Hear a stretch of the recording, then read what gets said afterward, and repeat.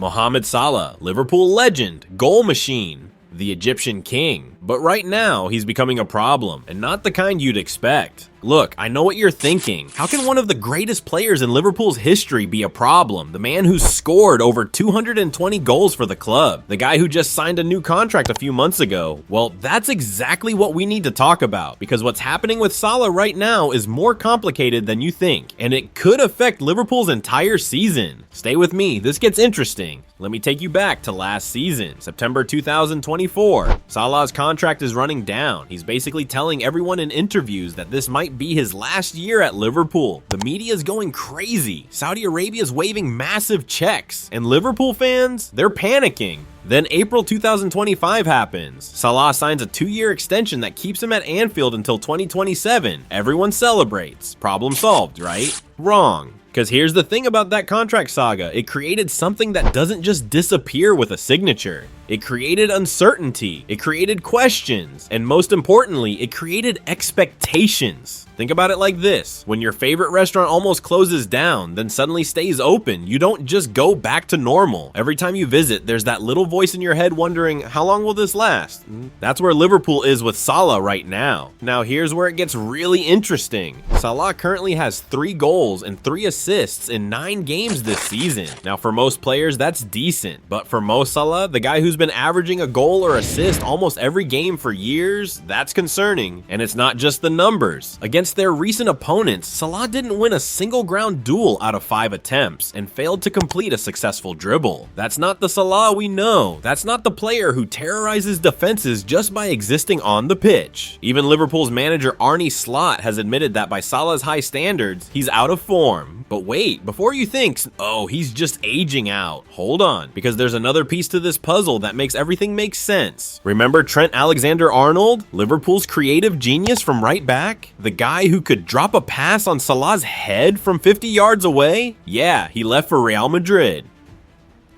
And this is where the dominoes start falling. Salah is missing Trent Alexander-Arnold's service, with his exit impacting Salah more profoundly than anyone else on the team. Think about it. For years, Salah and Trent had this telepathic connection. Trent knew exactly where Salah wanted the ball, when to play it early, when to float it over the top, when to drill it low. That partnership is gone now. It's like being a striker who suddenly gets a new quarterback. Sure, you can still catch, but the timing, the understanding, that takes time to rebuild, and time is something Salah, at 33 years old, doesn't have an unlimited supply of. This isn't just about assists, it's about rhythm, confidence, identity. Let's address the elephant in the room. Salah turned 33 in June, and maybe there is an element of age catching up with him. Here's the brutal truth about football. Father Time is undefeated. Every single player, no matter how good, hits that point where their body doesn't respond the same way, where that half yard of pace disappears, where recovery takes an extra day. Is Salah there yet? Probably not completely, but are we seeing the beginning? Maybe. And this creates a problem for Liverpool. Not a crisis, but a problem. They just gave a 32-year-old player a contract until he's 35. They're betting on him maintaining elite level performance for 2 more years. That's not a guarantee. That's a calculated risk. But here's what makes it complicated. You can't bench Mohamed Salah. He's still one of your best players. He's a legend. He's your talisman. But what happens when his form keeps dipping? What happens when younger, faster players are sitting on your bench? That's the problem Liverpool faces.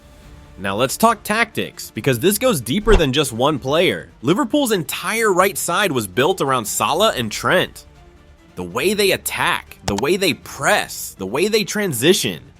It all flowed through those two. With Trent gone and Salah out of form, Liverpool has to reinvent that entire side of the pitch. It's like removing 2 load-bearing walls from a house. Sure, the house is still standing, but you better figure out the new structure fast. Arne Slot is trying to adapt. He's rotating Salah more. He's resting him for certain Champions League games. He's managing his minutes. But here's the problem with that approach. When you start managing a player's minutes, you're admitting they can't do what they used to do. And once that admission is made, the narrative changes. The confidence shifts. Players feel it. Fans feel it. Opponents definitely feel it. So where does this leave Liverpool? They're still a top team. They're still competing for trophies, but they have this little problem that keeps nagging at them. It's not a crisis. Let me be clear. Salah will still score goals. He'll still have moments of brilliance. He's too good not to. But the consistency, the reliability, the just give it to Mo and he'll solve it factor, that's what's in question right now. And in a Premier League where margins are razor thin, where City and Arsenal are stacked, where every point matters, little problems can become big problems real fast. Think of it like having a small crack in your phone screen. Still works fine, still does everything you need, but that crack, it's there. You see it every time you use it, and you know eventually it's going to spread. That's Salah's situation right now. Here's something we don't talk about enough, the mental side of this. One Liverpool legend even said Salah is suffering in the current setup. Suffering. That's a strong word. Imagine being Mohamed Salah right now. You've given everything to this club. You've broken records. You've won trophies. You're a legend. But now you're 33, your best partner's gone, and you can feel people starting to question you. That's heavy, man. And when pressure builds, when confidence wavers, performance suffers. It's a cycle, a dangerous one. The problem isn't just physical or tactical, it's psychological, and those are the hardest problems to solve. So let's bring this all together. Why is Salah a little problem for Liverpool? It's not one thing, it's everything combined. It's the contract drama that created uncertainty. It's the form dip that's raising questions. It's the loss of Trent that removed his perfect partnership. It's the age factor that's starting to whisper in the background. It's the tactical challenges Liverpool faces. And it's the psychological pressure of living up to legendary status while your powers start to fade.